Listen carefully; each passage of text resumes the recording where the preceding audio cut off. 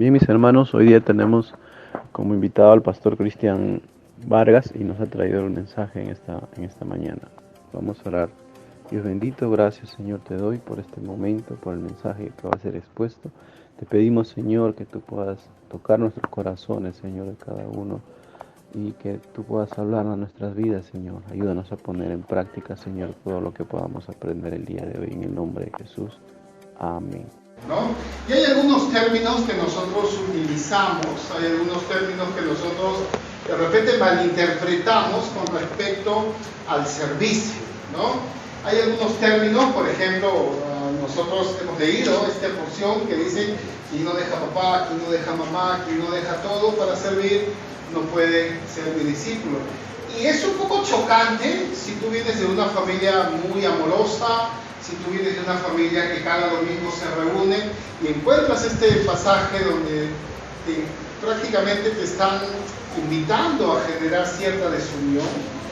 Uno dice: ¿Cómo es posible? Pero la verdad es que conforme nosotros vamos a ir viendo, es mucho más allá de lo que nosotros pensamos o interpretamos.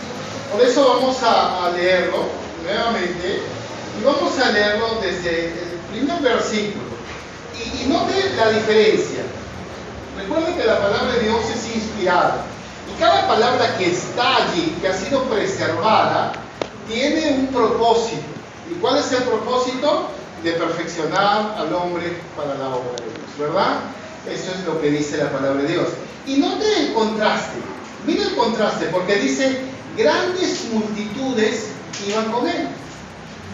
Oh, ¿qué pastor no quisiera tener una iglesia donde hayan grandes multitudes? ¿Qué iglesia no quisiera ser grande en referencia a tamaño, en referencia a estructura, en referencia a persona, a individuo? Queremos esto, ¿no? Pero el Señor dice acá, desanimando a esa multitud, le dice: si alguien no viene a mí, aborreciendo a su padre, aborreciendo a su madre, aborreciendo a sus hijos, hermanos o hermanas, entonces, o aún su propia vida, entonces no puede ser parte, no es mi discípulo. Oh, yo estoy seguro que estas grandes multitudes que seguían al Señor dijeron: ¿cómo? ¿Cómo es posible? ¿Cómo es posible que nosotros que queremos seguir al Señor ahora nos ponga esta valla que tenemos que sortearla? ¿Cómo es posible que el Señor, que yo quiero seguirlo, que yo quiero amarlo, sea exigente para poder servir? Y es que allí es donde usted tiene que tener muy en claro las exigencias del servicio. Y es algo que usted tiene que tener muy en claro. Si usted, y quiero que entienda esto, por lo menos quiero que entienda esto de esta enseñanza. Si usted cree que Dios no es exigente para servir, entonces usted tiene un concepto equivocado de quién es Dios. Eso es lo que yo decía a nuestra iglesia. Si usted cree que Dios no es estricto y no es exigente en cuanto a resultado y no en cuanto a proceso, porque como latinos nosotros celebramos el proceso pero no los resultados, ¿no? Jugamos bien pero igual perdimos. Pero jugamos bien, ¿no? Celebramos ¿qué? El proceso pero no el resultado. Pues nuestro Dios no es así. Nuestro Dios celebra los resultados. Y es por eso que dice la palabra de Dios que hay gozo, fiesta en los cielos cuando hay un pecador que se arrepiente. No que solamente tuvo la intención, sino que se arrepiente. Ahora, tanto es así las exigencias, si usted me acompaña, usted se va a dar cuenta que en el libro de Hechos, en el capítulo 6, necesitaban hombres. ¿Saben para qué necesitaban hombres? Para simplemente servir los platos en el Ágata, que era una cena anterior a la cena del Señor, ¿no? El Ágata. Se sentaban y compartían, y yo traía un mondonguito al italiano y el otro traía un lomo saltado, o el otro traía arroz, lo que generalmente nosotros también celebramos, ¿no? Cuando hay una comunión, cuando hay una celebración, un aniversario. Bueno, ellos lo hacían cada domingo. Nuestro presupuesto no da para hacerlo cada domingo. Pero, entonces, para poder servir las mesas, en Hechos 6 dice: busca hombres que, ¿qué? Primero, que sean llenos del Espíritu Santo, ¿verdad? Interesante, para servir mesas necesito hombres llenos del Espíritu Santo. Sí, porque nuestro Dios es exigente. Es exigente. Y para servir también se necesita exigencia. Ahora, ¿qué debe motivarnos para servir? ¿Cuál debe ser nuestra motivación para que nosotros podamos servir en la obra de Dios? ¿Cuál debe ser nuestra motivación en la que yo pueda poner las manos en el arado y no mirar hacia atrás? Definitivamente tiene que haber una motivación. No lo hacemos por obligación, o porque el pastor se molesta, o porque la iglesia me va a mirar mal. Tiene que haber una motivación. Ahora, el problema es que a veces nosotros como cristianos tenemos una motivación más apegada hacia el ego, para que me vean, para que hablen de mí, para que salga en la carátula, en la portada de la iglesia o en el Facebook y la foto me vean sirviendo. Algunos posan, ¿no? Definitivamente esa es una motivación que no es correcta. Nuestra motivación es lo que Pablo va a decir en Romanos capítulo 8, que hemos sido creados para ser conforme a la imagen de Cristo. O lo va a decir Isaías 800 años antes, en Isaías capítulo 43, verso 7, que hemos sido creados, diseñados para la gloria de Dios. Entonces, nuestra motivación siempre tiene que ser externa, no interna. Si tu motivación es interna, entonces está mal. Nuestra motivación es externa. Eso significa que nuestra motivación tiene que ser la fama de Dios, la gloria de Dios. Eso es lo que tiene que motivarnos para servir. Sin lugar a dudas, nuestro Dios es exigente en cuanto a esto. Si nosotros revisamos el Antiguo Testamento, nosotros nos vamos a encontrar con un sistema que había en el Antiguo Testamento, que era el famoso Corbán. El Corbán era un sistema de sacrificios. ¿Y qué decía este sistema de sacrificios? Este sistema de sacrificios decía: si vas a presentar ofrenda para los pobres, entonces búscate tortolas que no tengan ningún defecto, que no tengan nada que pueda ser perjudicial. Otro sistema que también regía para los sacrificios era, por ejemplo, la expiación, que era una vez al año, donde el sumo sacerdote entraba al lugar santísimo y rociaba sobre el lugar santísimo a la sangre del cordero, ¿verdad? Y esa sangre y ese cordero tenía que haber sido, en primer lugar, el primero. Si era segundo, tercero, el que nació, que parió la ovejita, y era cuarto, no servía. Tenía que ser la primera. Y no solamente tenía que ser la primera, sino que también, como tenía que ser el primero, no tenía que tener ninguna mancha, tenía que ser solo de un solo color, no tenía que tener ningún defecto, ni abolladuras, no tenía que tener nada. Dígame usted si Dios no es exigente. Es exigente. Lo que pasa es que a veces nosotros nos hemos puesto esta idea de que como es Dios, bueno, pues Él puede comprender. Y como es Dios, puede entenderlo. Pero servir al Señor es un tema de exigencia. Es un tema de exigencia. No solamente el Corbán en cuanto a los animales, también en cuanto a las primicias, por ejemplo, ¿no? Lo primero del grano, lo primero del trigo, lo primero de la cosecha se le daba al Señor.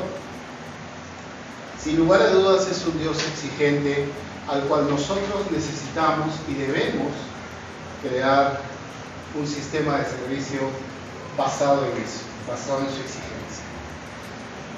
Nosotros queremos comprender cuál es la exigencia que Dios demanda. Y este pasaje que acabamos de leer nos va a mostrar tres exigencias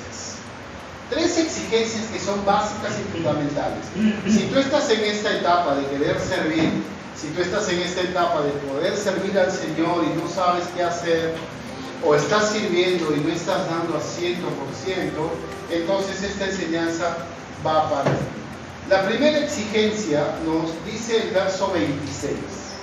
Si alguno viene a mí y no aborrece a su padre y madre y mujer e hijos y hermanos y hermanas y aún también su propia vida, no puede ser mi discípulo.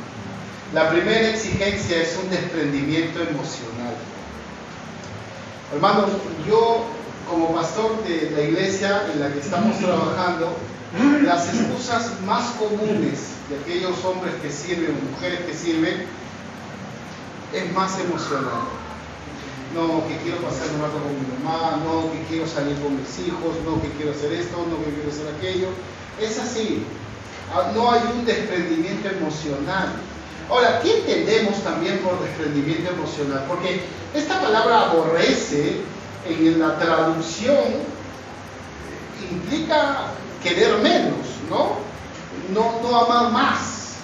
Pero la verdad es que la palabra aborrece tiene que ver más con acción más que sentimiento. Eso significa que si nosotros no estamos dispuestos a desprendernos emocionalmente antes que el Señor, entonces no somos dignos del Señor.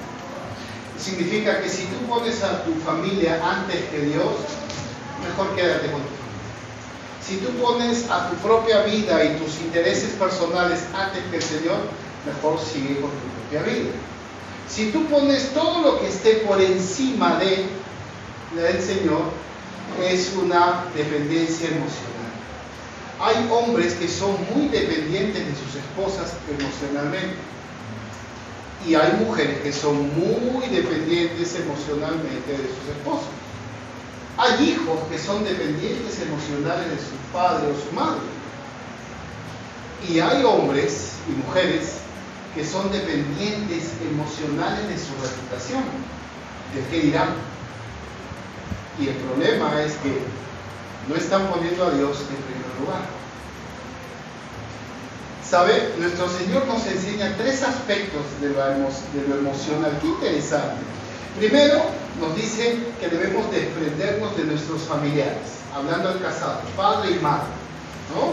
Luego nos dice que debemos de desprendernos del núcleo familiar, hijos e hijas. Y luego nos dice que debemos desprendernos de nuestro propio ego, el yo, su propia vida. Ahora, ¿cómo nos desprendemos emocionalmente? ¿Cómo es que yo considero a Dios más que las personas que están a mi alrededor? La palabra aborrece. No estamos diciendo que llegues a tu casa y le digas, mamá, te aborrezco porque ahora amo más al Señor que a ti. Tampoco estamos diciendo que le digas a tu esposo, te aborrezco porque ahora quiero amar más al Señor. La palabra aborrecer, miseo en griego, significa amar menos. Amar menos. Y sí estamos en el deber emocional de amar a Dios por sobre todas las cosas. El mandato del Señor hacia el pueblo de Israel, la famosa Shema, es ama al Señor con tu Dios, con todo tu corazón, con toda tu alma, con todas tus fuerzas, con todo lo que eres, con el ser que eres. Definitivamente yo no puedo amar más algo que a Dios. Yo no puedo amar más a mi familia que a Dios. Yo no puedo amar más algo o a alguien que a Dios. Suena un poco chocante, sobre todo si somos amorosos. Pero ese amor no es una dejadez que el Señor nos está pidiendo. Al contrario, porque mientras más amamos al Señor, más vamos a ver su cuidado sobre nuestra familia. Porque mientras más amamos al Señor, más vamos a ver la protección sobre nuestros hijos. Porque mientras más amamos al Señor, más vamos a ver cómo Dios trabaja en nuestras vidas. El problema es que a veces estamos amando más a la familia, estamos amando más a nuestros hijos, o nos estamos amando más a nosotros, que no dejamos trabajar a Dios. No dejamos trabajar a Dios. Recuerda esto. Esto es sumamente importante. Sumamente importante. La segunda exigencia que Dios demanda sobre nosotros es la determinación en el propósito. O sea, si tú no estás determinado en qué y cuándo vas a servir, no lo vas a hacer. De buenas intenciones no se sirve. Se sirve de hechos, ¿verdad? De acciones, de determinación. Es por eso que el Señor dice allí, en el verso 27, Y el que no toma su cruz, ¿no? El que no toma su cruz, el que no lleva su cruz y viene en pos de mí, no puede ser mi discípulo. O sea, yo tengo que estar determinado que si yo voy a servir, yo tengo que cargar una cruz. Y la cruz significa muerte. Eso significa que si yo voy a servir al Señor, yo tengo que morir a mis propios derechos. Yo tengo que morir a mis propios deseos. Esto es lo que siempre enseñamos en la iglesia a los siervos, a las siervas que trabajan.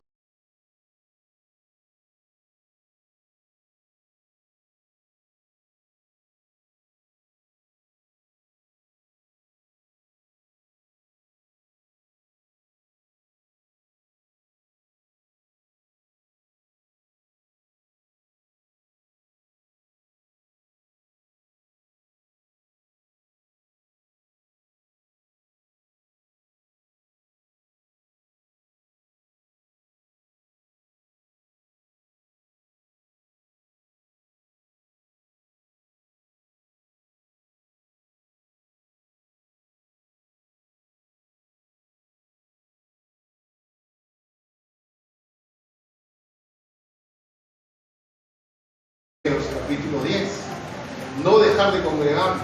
Entonces, seguir al Señor, tomar nuestra cruz, significa renunciar a nuestros derechos. Amén. Renunciar a nuestros derechos. Renunciar al derecho que yo tengo de poder salir, de poder yo estar en otro lugar, por amor a Dios.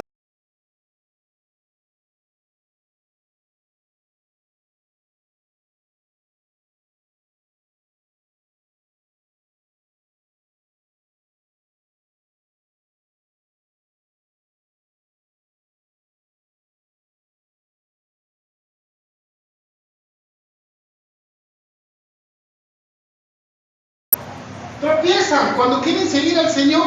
Hermano, yo vengo de un seminario donde nos hemos preparado. Entramos 27. En ese tiempo entraban muchos al seminario. ¿Sabes cuántos estamos en el ministerio de esos 27? 3. Solamente 3. Mi pregunta es, ¿y dónde están los demás? ¿Dónde están los 24? No están en el ministerio. No están sirviendo. Porque como decía un misionero, agarra al Señor y comienza a servir, ¿no?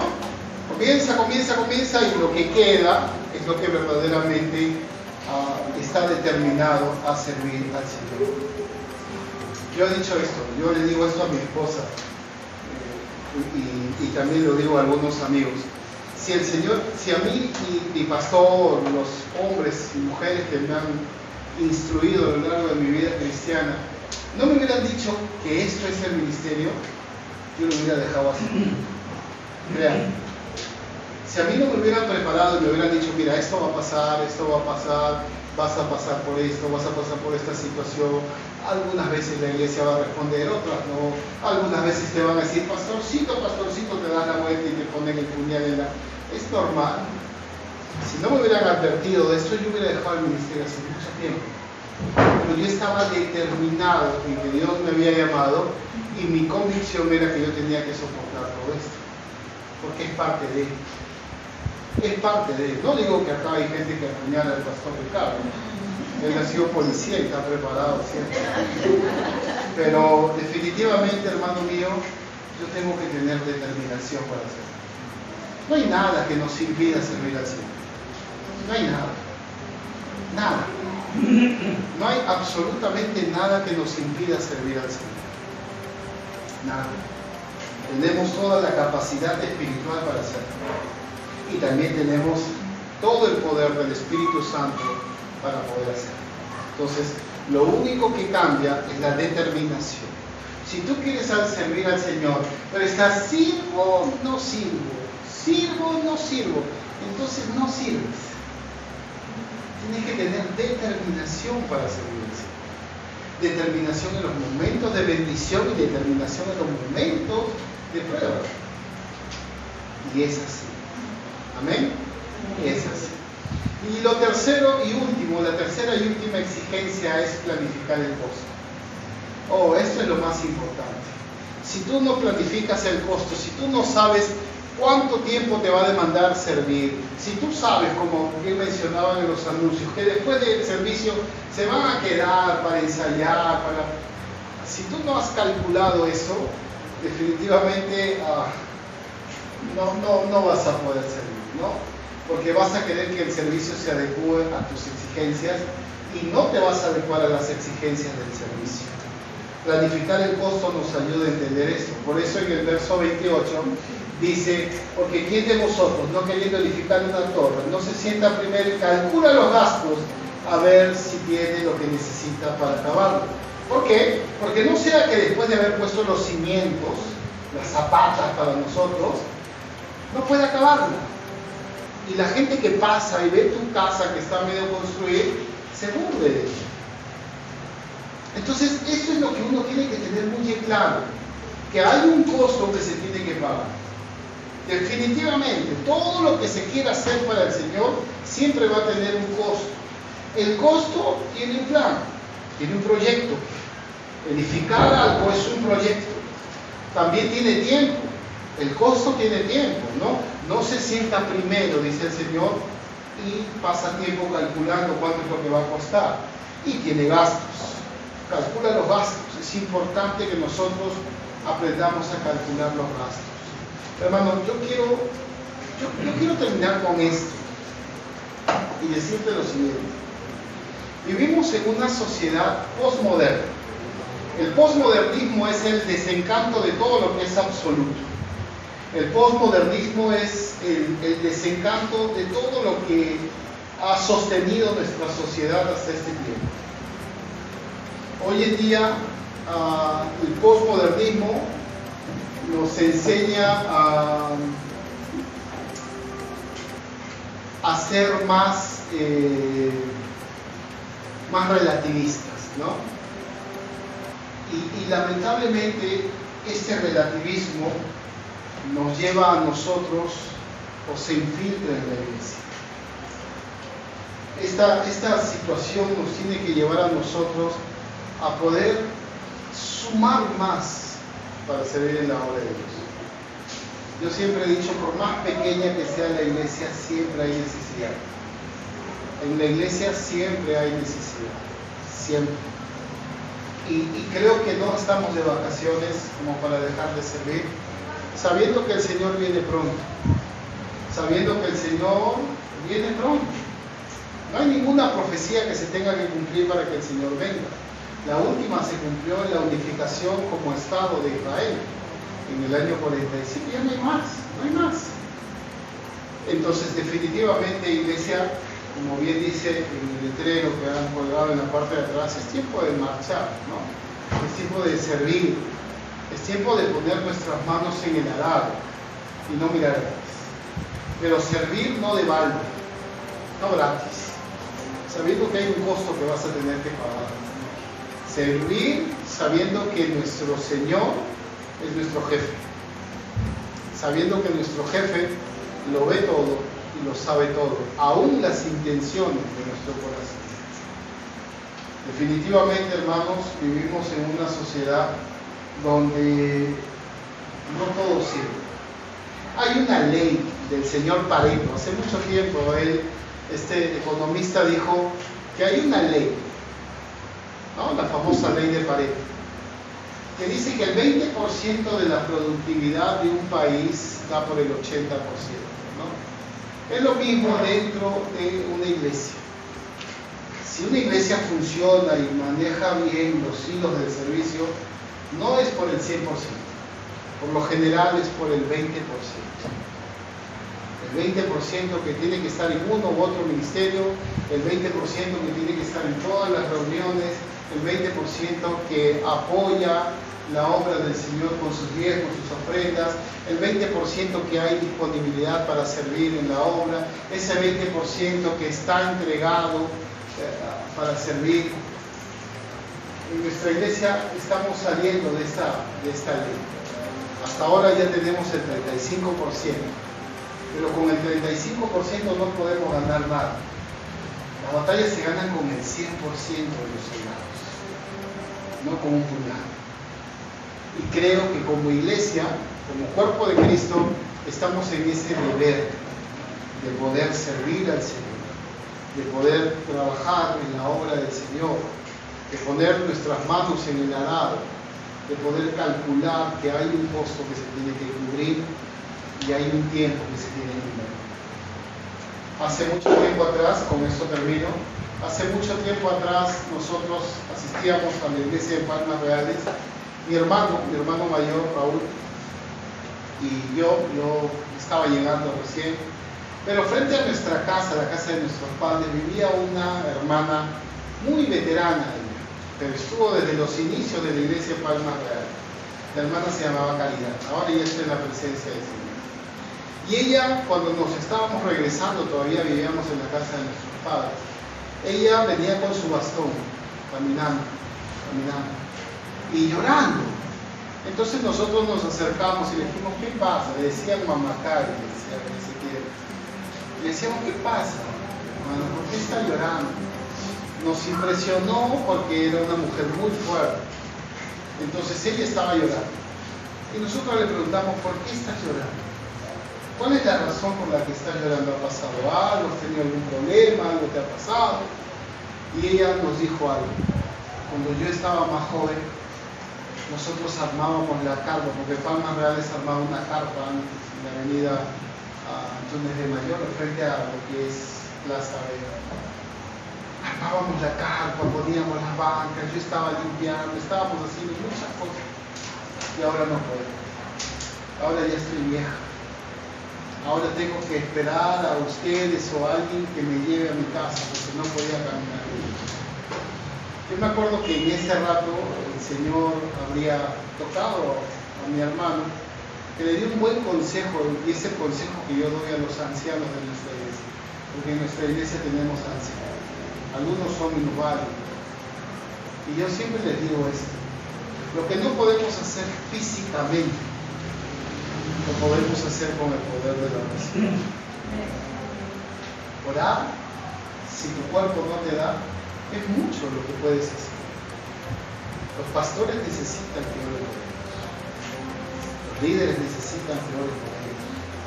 La iglesia necesita que oren por ellos. Necesitamos orar por nuestros familiares, nuestros nietos, bisnietos, hijos. Entonces podemos hacer mucho. Muchísimo. Y esto es algo que les anima. Amén. Amén. Pongan la mano en el arado y sepan que el Señor está delante de nosotros y que Él va a proveer los medios necesarios y el tiempo necesario para poder glorificar. Padre, quiero darte gracias en esta noche. Gracias por este tiempo que me permites estar aquí, Señor, en tu casa. Gracias, mi buen Dios, por tu iglesia. Gracias por tu siervo, por Ricardo. Guárdalo, Señor, allá en Ílico. Sigue guardando su trayecto hacia Lima, pero también bendice tu iglesia, bendice a los siervos y siervas, Padre, que dan su tiempo, que dan de sus recursos, que dan de su amor para poder glorificar. Pero también, Señor, sabemos que hay una necesidad de obreros. Sabemos, Señor, que la mies es mucha y que los obreros son muchos. Oramos para que levantes más obreros para tu mies. Oramos para que de esta iglesia, Señor, puedas llamar futuros pastores, misioneros, misioneras, hombres y mujeres que con su testimonio y su liderazgo impacten sobre otras personas. Lo pedimos así, Padre, glorificándote siempre, en el nombre de Jesús. Amén. Amén, iglesia. Gracias por este tiempo.